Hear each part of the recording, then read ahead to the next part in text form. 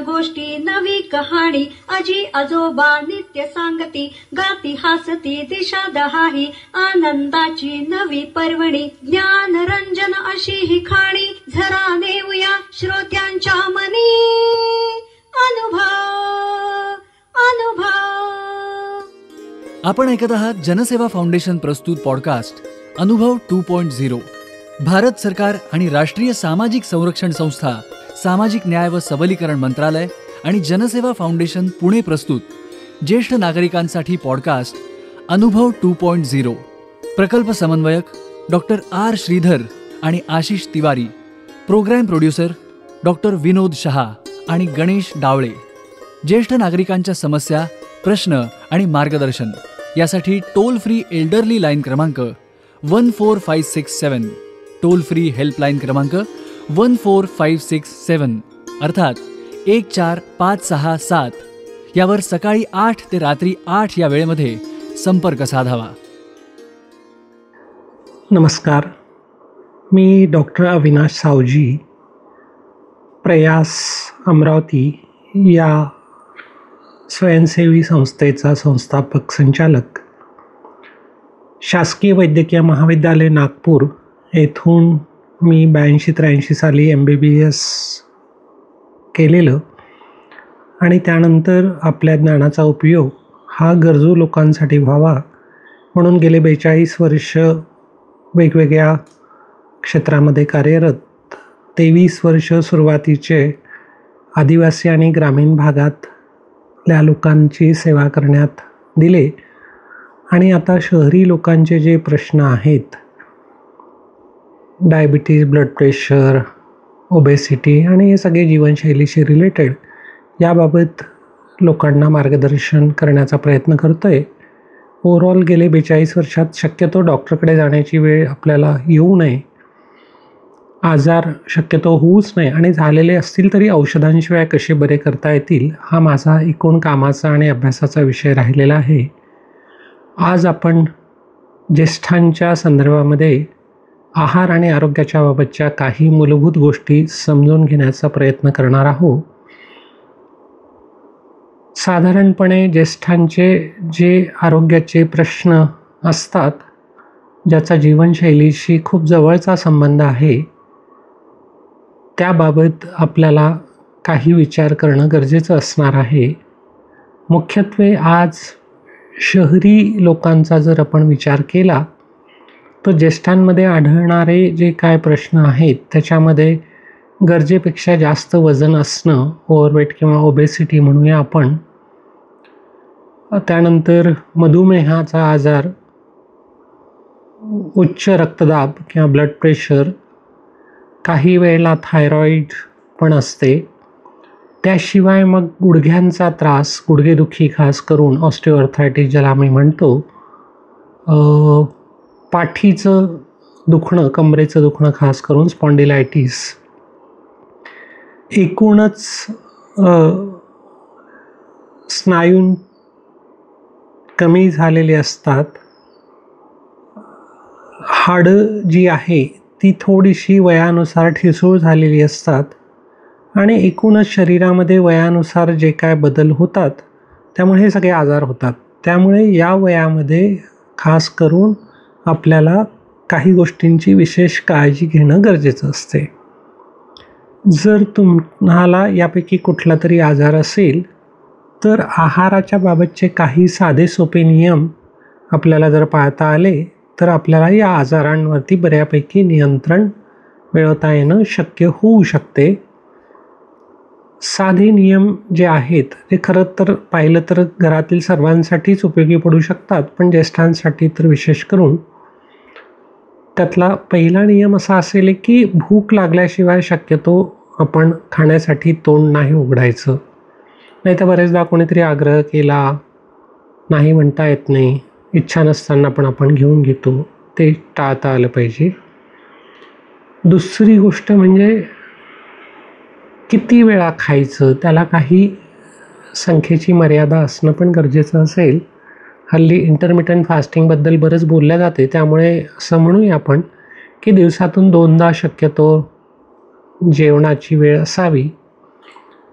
मध्ये भूक लागली तर आपण फळं किंवा सॅलड किंवा असं काहीतरी घेऊ शकतो. जेवणाच्या वेळा कोणत्या असाव्यात? आदर्श जेवणाच्या वेळा तशा जर पाहिल्या आपण तर सकाळी 10 ते 12 आणि संध्याकाळी 6, 7, 8 वाजेपर्यंत जास्तीत जास्त. शक्यतो 8 नंतर काहीही खायला नको, कारण ते पचण्यासाठी शरीराला बराच त्रास होतो. मग साधारणपणे रात्रीचं संध्याकाळचं जेवण आणि झोपण्याची वेळ याच्यामध्ये एक 2.5-3 तासाचं अंतर हे असलं पाहिजे. संध्याकाळचं जेवण शक्यतो हे लाईट, थोडंसं हलकं असावं, जे पचायला अडचण जाणार नाही या पद्धतीचं असेल.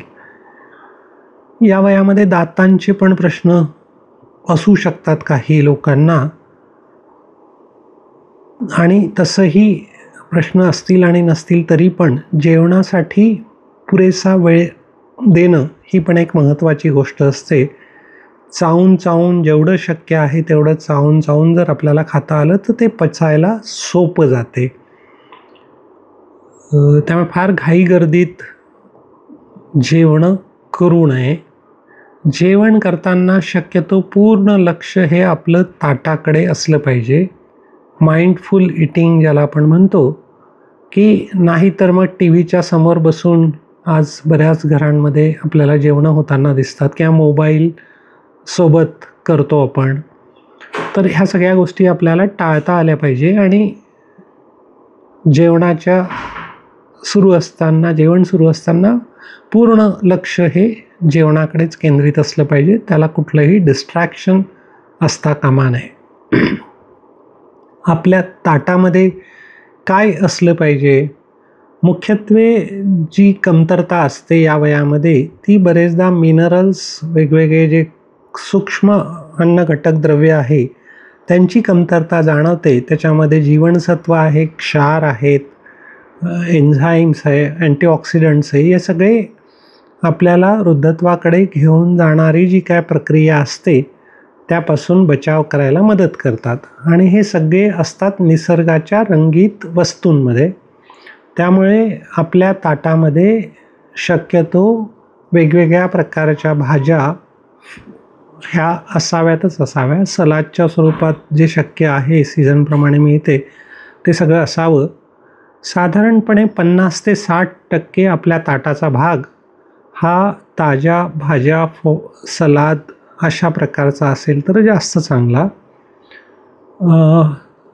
कुठल्या ना कुठल्या स्वरूपाची फळं रोज त्यांचं सेवन जर करता आलं तर ते आणखीन उत्तम. फळं ही पचायला हलकी असतात, निसर्गामध्ये ती तशीच तयार झालेली असतात. त्याच्यामुळे फळांचा वापर वाढवणं आपल्या रोजच्या दैनंदिन ह्याच्यात, फक्त ज्यांना प्रॉब्लेम्स असतात, आजार आहेत कुठले तरी, त्यांनी शक्यतो जेवणाच्या वेळेव्यतिरिक्त फळं घ्यावीत. म्हणजे 2 जेवणांच्या मध्ये घेता येतील, सकाळी नाश्ता म्हणून घेता येऊ शकेल.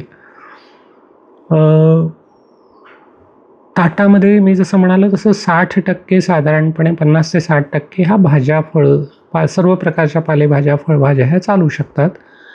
उरलेलं जे 40% आहे त्याच्यामध्ये साधारणपणे 20-25% कुठलं तरी कर्बोदक, ज्याच्या मुख्य धान्य म्हणतो आपण, ज्वारी, बाजरी, मका, गहू, तांदूळ यासारख्या गोष्टी, आणि साधारणपणे 15-20% ह्या डाळवर्गीय कुठली तरी गोष्ट जी परत पचायला हलकी असेल. ज्यांना पोटाचा त्रास आहे त्यांनी डाळींचं प्रमाण हे कमी ठेवलेलं कधी पण चांगलं. डाळी ह्या शक्यतो पॉलिश केलेल्या नसाव्यात, अनपॉलिश्ड असाव्यात. म्हणून मग मुगाची सोल्यासहित, हिरव्या छिलक्यासहितची डाळ ही पचायला हलकी असते. त्याचा वापर आपण नक्कीच करू शकतो आपल्या आहारामध्ये, त्याला अडचण नाही आहे. त्यानंतर आपल्या ताटामध्ये असणारे मसाल्यांचं प्रमाण, तिखट, ह्या गोष्टी कमीच असाव्यात. आणखीन एक गोष्ट ज्याच्याकडे आपल्याला लक्ष द्यायला पाहिजे ते म्हणजे पुरेसं फायबर, रेषेदार पदार्थ पुरेसं असणं. कारण या वयामध्ये तसंही अनेकांना बद्धकोष्ठतेचा त्रास होतो. बद्धकोष्ठता होऊ नये यासाठी आपल्या आहारामध्ये पुरेसे फायबर, रेषेदार पदार्थ असणं गरजेचं असते. ते असावं. त्याशिवाय आणखीन एक काळजी ज्येष्ठांनी जी घ्यायला पाहिजे ती विशेष करून हायड्रेशन, पाण्याचा व्यवस्थित वापर करणं. साधारणपणे अर्थात ऋतुमानाप्रमाणे पाण्याचा वापर बदलत राहतो, पण तरी साधारणपणे 2 लिटरच्या आसपास 1.5-2 लिटर पाणी हे दिवसाला शक्यतो असायला पाहिजे. त्याची आठवण ठेवून पाणी घेत राहणं किंवा निदान ज्यामध्ये पाणी आहे तशा वस्तू, जसं आत्ता उन्हाळा चाललेला आहे तर उन्हाळ्यामध्ये खरबूज, टरबूज सारखी फळं, पाणीदार फळं असतात, यांचं सेवन केलं तरी पण त्यातनं आपल्याला शरीराला आवश्यक असणारं पाणी मिळू शकते. त्यामुळे शक्यतो शरीर आपल्याला जे सांगत असते त्याकडे लक्ष देणं, भूक लागली तर जेवण करणं, तहान लागली तर पाणी पिणं, ह्या गोष्टी महत्त्वाच्या असणार आहेत खाण्याच्या बाबतच्या. याशिवाय जर मग काही आपल्याला आजार असतील, विशिष्ट मधुमेह, ब्लड प्रेशर, तर मग त्या अनुषंगाने अजून काही गोष्टी आपल्याला सांभाळणं गरजेचं असेल. जसं मधुमेहींसाठी साखर आणि गुळाचा वापर शक्यतो न करणं, ब्लड प्रेशर असणाऱ्यांनी मिठाचा वापर हा कमीत कमी करणं, किडनीचा जर काही आजार असेल तर मग डॉक्टरांनी सुचवल्याप्रमाणे मग अजून आहारामध्ये काही बदल करणं हे गरजेचे असू शकणार आहे. तर एवढी काळजी जर ज्येष्ठांनी घेतली तर मग आपल्याला या वयात असणाऱ्या शरीराच्या गरजा पुरेशा होतात, आजार आपल्याला कमीत कमी होणार, आजार झालेले असतील तरी ते पण कंट्रोलमध्ये, नियंत्रणात ठेवण्यासाठी आपल्याला मदत होऊ शकेल. यानंतरच्या आणखीन काही गोष्टी आपण पुढच्या भागात बघणार आहोत. सर्वांना नमस्कार.